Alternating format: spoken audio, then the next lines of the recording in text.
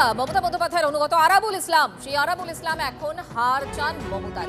যেই জিতুন না কেন মমতা বন্দ্যোপাধ্যায়ের হারা উচিত, মুখ্যমন্ত্রী পদে যোগ্য নন মমতা বন্দ্যোপাধ্যায়। আরাবুল ইসলাম বলছেন, নিশানা করছেন সেই তাজা ছেলে, মমতা বন্দ্যোপাধ্যায়ের মুখ থেকে বেরিয়েছিল সেই তাজা ছেলের এরকম নিশানা।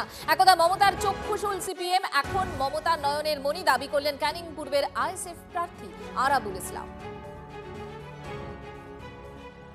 মমতাজি সাহেব দীর্ঘদিন রাজনীতি করেছে।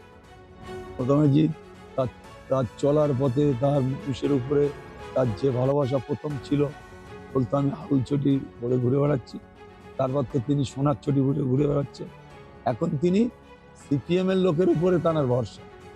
সারা রাজ্য দেখবেন প্রতিটা জায়গায় সিপিএম এর লোকের নেতৃত্বের ভরসা রেখে এবারে ক্যান্ডিডেট করেছে। আমার কাছে লিস্ট আছে, প্রায় ৭৪টি সিপিএম এর নেতৃত্বরা টিকিট পেয়েছে, ৭৪ জন এমএলএরা বাদ দিয়েছে।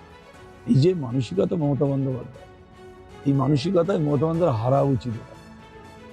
এই সঠিক মুখ্যমন্ত্রীর যোগ্য নয়। হ্যাঁ, যেই জিতুক কিন্তু ওনার হারা উচিত।